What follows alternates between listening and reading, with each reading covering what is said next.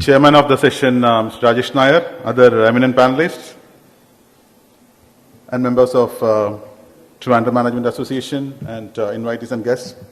It's a privilege to speak on this occasion when Trima has come out with a very interesting, like Rajesh rightly pointed out, very interesting roadmap for the development of Trivandrum, and also the key thing on the innovation and entrepreneurship. I was working in this area for the last close to 5 years as the Kerala Startup Mission CEO, and we have some interesting experiences in this space, and I believe that a key element which we need to work on when we want to realize this vision is on that. So as we have seen in that report, it specifically speaks about the 5 pillars on which the Trivandrum has to develop in the next 5 years. And one of the things which, and we have discussed in the last 2 days, quite a bit detail on each of this. One of the things which I was primarily looking at and which caught my attention is on the economic development, and specifically the type of targets which the document has put in front of us.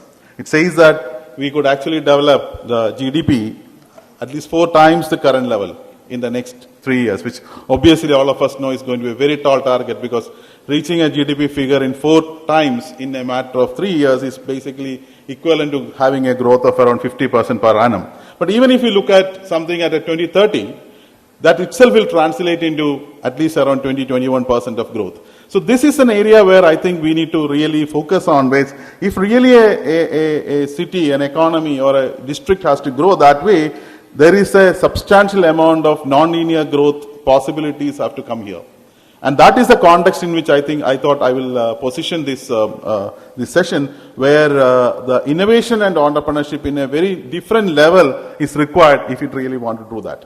But the positive thing is that opportunities are plenty here. We have seen a lot of strengths for this place.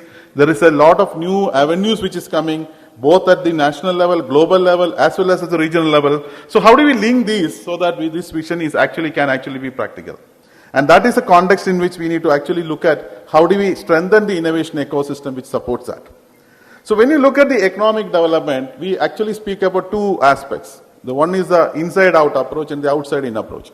The inside-out approach is basically where we support the MSMEs, the startups, which has homegrown companies to grow very big. We have good examples of IBS or Thermo Penpal or UST Global or Suntech, which has actually grown into large multinational companies from our own soil. And we also have the outside-in approach. We have larger MNCs from other part of the world coming here, other part of the country coming here and setting up, like Nissan, and sort of examples like that, which has actually created the changes.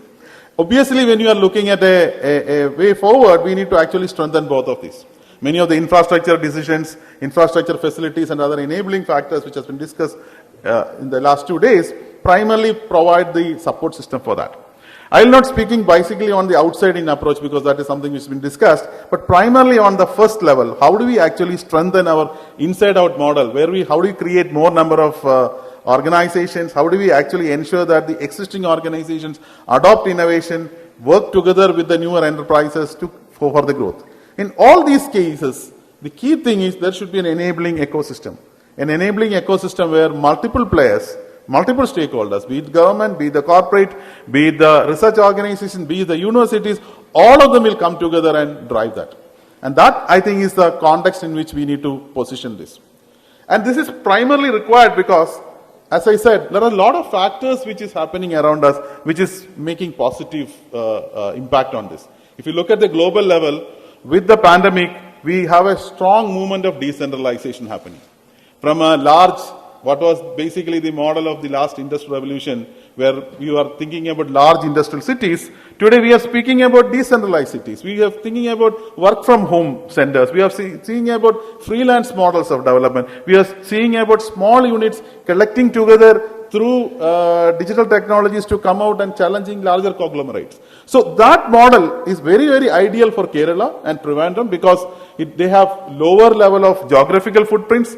You really have leverage on the intellectual infrastructure and the research infrastructure which is available. the Industry 4.0 and newer set of technologies and the research institutions here. And we have a classic case of a global company being developed from Trivandrum by looking at the technology from another leading research institutions from this same city. So you have such examples, many such examples have to come into the days to come.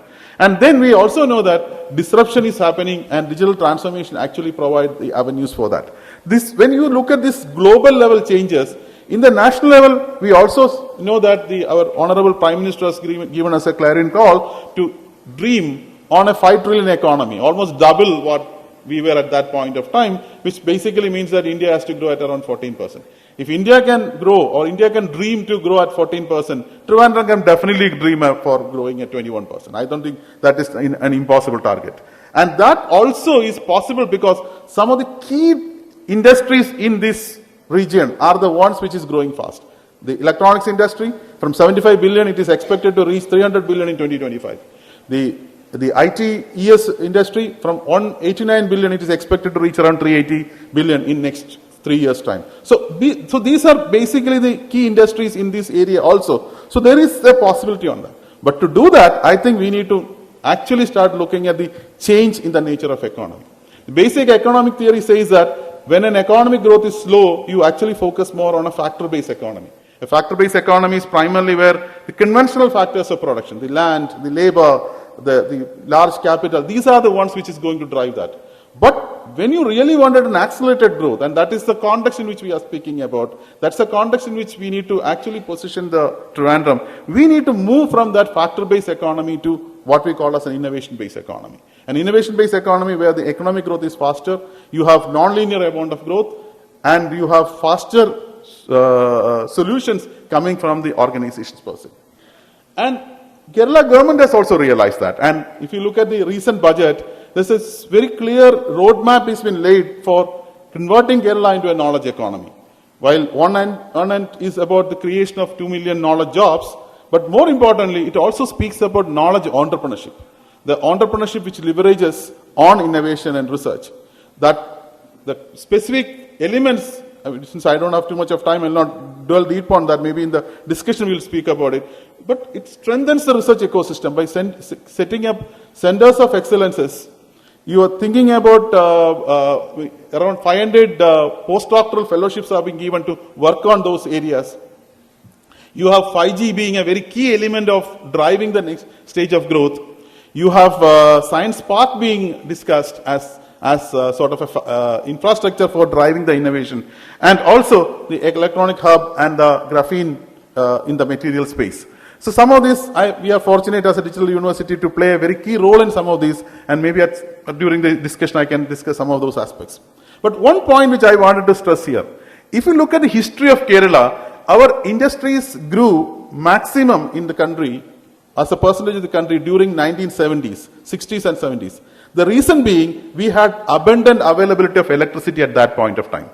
It was leveraging on that abundant amount of electricity. We had chemical industries, we have metal industries, we have many of these coming. We have the next stage of growth happening now. Just like we had an abundant amount of electricity, we had now abundant amount of network capability. The state with the highest amount of fiber network connectivity as far as percentage is concerned is going to be Kerala. With K4 network coming in, and if you have a tower network on the top of it, as well as antenna network on the top of it, Kerala can actually lead on the 5G network. We can actually create a large number of companies which do the new end of research and product in the 5G assets. And we know that it is something which is going to completely replace, because the smart devices, the smart communication, transformation of conventional industries using this 5G, all these are actually going to happen here. Rather than they use just for the communication, use 5G as a machine-to-machine communication, and creating a layer of IoT-based solutions is going to be a key thing. The Digital University has already started that with a large center for IoT recently, which will actually be one of the elements which can drive this. But coming back to these opportunities at the global level, national level, as well as at the regional level, we can actually look at how do we use these opportunities. That's basically where the entrepreneurship will come into a big picture. If you look at conventionally, we can actually divide the entrepreneurship into 4 levels. A large number of companies are the ones who adopt. They just imitate what others are doing. But they actually create an economic value, but they just adopt it. Some of them may adapt it by moving some small changes. But when you are looking at high value growth, we are primarily speaking about the ones who innovate. This does not mean that adopting or adaptation are bad. They actually create a huge amount of economic value. But when you wanted very, very fast growth, when you wanted a company to reach 200 crores in 3 years' time, you need to actually have innovation as a driving force for that. And that is the context in which we are looking at. And we know that the support systems required for each of them are also different. While in the case of adoption, maybe infrastructure and market support for adapt, it's a hand-holding, mentoring, and different level of financing. These are important. And we need to seriously introspect whether we have such systems available. If not, how do we develop that? Why should we promote this innovative enterprise? We have already made this case, because if you really wanted a non-linear growth, we need to do that. But we also have a clear story of a company here, which has been mentored by Startup Mission, which started with just 5 lakhs, and in 3 years' time, they become a 200 crore company. We have several such examples we can actually float around when you actually leverage on innovation and newer models of entrepreneurship per se. The second thing is, these companies can also in turn work with other sectors, hospitality sector, tourism sector, Ayurveda, and many of those sectors also require non-linear growth. But for them, that solutions can come from such smaller enterprises or newer innovative enterprises. We have a classic case of a country called Rwanda, which uses how innovative enterprises can be used for creating a huge boost for their conventional, traditional coffee market. We also have many unsolved problems, and that also brings newer opportunities per se. And more importantly, as the report says, Trivandrum has got some inherent strengths. And alignment with these strengths is possible when you are looking at these enterprises. Be it the IT hub, the large number of manpower. Some of you may be knowing that latest Skill India 2022 report puts Trivandrum as one of the third cities in the country as far as talented manpower is concerned, is available. So startup ecosystem, all these align with what we call as the innovative enterprises per se. But important question is that while you say at one end innovative enterprises, it's equally important to say that when you are doing at fast growth, you also have a fast chance of failure. So what makes innovative enterprises or innovation successful? Obviously the nature of enterprises. They should be addressing a very large problem. That's the only thing which actually brings them the risk capital and the VC or angel fund per se. You also have an entrepreneur with that sort of a mindset. You also require an ecosystem. The first two obviously may not be the topic here, because as a association, Trima will be able to provide more support, create an ecosystem which provides newer ways of supporting this. Because if you look at the innovative enterprises, they are basically in the entrepreneurship canvas, they fall somewhere that figure shows. Their value addition is very high, but at the same time, there is a high chance of failure risk also. Because these are the ones which look at untried markets, which actually unlock a huge amount of demand. And what organizations like TMA has to do, what the ecosystem has to do, is primarily to ensure that can we actually provide a cushion to reduce the risk. So you can still have a high value added enterprises in the entrepreneurship canvas. Can we actually minimize the risk? That, I think, is the challenge if you wanted to create new innovative enterprises per se. Government was doing this to a large extent, but I think it is time that corporates, the entire ecosystem has to actually step in to do that. Because if you look at that, it involves specific steps, especially when you are looking at what I call as an inside-out model, where you create from the start onwards. So you have supporting early stages of growth and development, where you are actually looking at evangelizing this whole concept, asking people to come out with innovative ideas, filtering those ideas. All those things is like basically the job of the government. But next stage is primarily where the fast growth happens. There is a need for de-risking the failure. There is a need for mentoring and support. We have very, very large organizations here, very large research institutions here. We need the support of them to nurture that ecosystem. We also require funding, the early stage funding. Unfortunately, Trivandrum still don't have an angel fund. We have, in fact, Mr. Rajesh Nair was actually driving that. We have an angel fund with TRI, which TRI has invested in some of the companies here also, but Trivandrum requires an angel fund. Just like what native angels have done in Tamil Nadu, we really require to create like-minded, high-net-worth individuals coming together and look at startup as a key investment vehicle. And we also require early-stage VCs. We also require product validation and market connect per se. And that is another very important thing. The right problems, right validation is important when you are looking at the innovation. And that is another area where I think the corporate need to play a key role. Because from ideas to successful enterprises, the steps are huge. Every innovative idea will not become a successful enterprise or a sustainable enterprise. It requires multiple stages. It requires hand-holding by people with a lot of experience. And that is something, that is a context in which we need to look at it.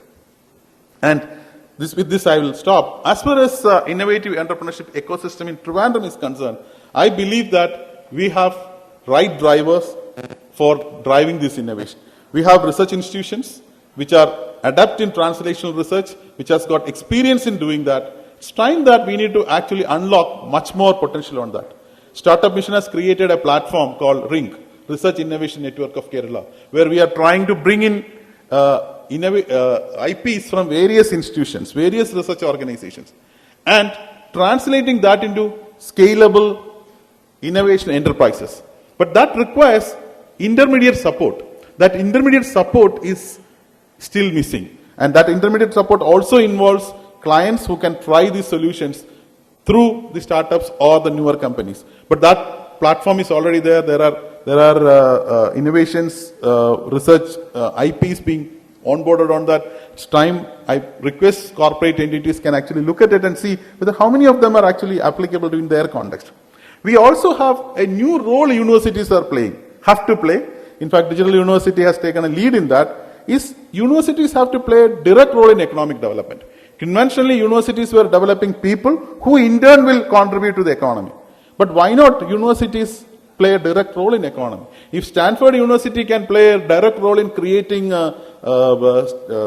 Silicon Valley, or if Caltech can create a direct role in creating the space ecosystem in US, why not our universities, our colleges don't play that role? And from our end, we are just a one-year-old university. We have just started a graphene ecosystem in this Kerala. It started in Cochin, which we'll also have a Trivandrum also on that. We are creating an ecosystem for sensors and IoT devices. Similar things we will be doing. But we are a very small university. I believe that many universities can play a very important role in creating such sort of ecosystems which can drive the economic development. But collectively, I believe that we also require key areas of interventions. We need an investment ecosystem. Something which is lacking is an investment ecosystem. We have government-based and government innovation-based ecosystem which may give up to maybe around 50 lakhs sort of a thing. But innovation enterprises require much more than that. Between $1 million and between $100,000, we have a gap. And that's a space where I believe we need to seriously look at it. We also need to have linkages, stronger linkages for research institutions. We also have to have enhancement of talent in newer technologies and all. And there should be a alignment with larger policy environment. Because a policy which speaks about newer changes, if we can actually have aligned them with the type of enterprises which we wanted to support and develop, I think there can actually be a very, very positive alignment as such. So let me start by saying that globally, and specifically for India, and specifically for Kerala, and specifically for Trivandrum region, there is a paradigm shift in economic development which is required. From factor-based economies which creates challenges, we need to actually start looking at how do we create more and more innovative enterprises. There is a new world of decentralized growth and development which actually supports that. And measures for supporting research and knowledge industries are also being taken from the government and other Now, if you can actually support this innovation and growth enterprises through collective effort of corporates, in fact, the document speaks about external funding, the CSR funding and corporate interventions, and if collectively the populace of the Trivandrum can actually work on this, definitely this Vision 2025, which TMA has put in front of us as a challenge. It's great that a convention is actually putting as a clear targets to achieve. And I think I really congratulate TMA and the efforts TMA has taken to put up such a nice document. And I'm sure that our dream of making Trivandrum as the most livable, most workable, and most developed city in the country. Thank you very much.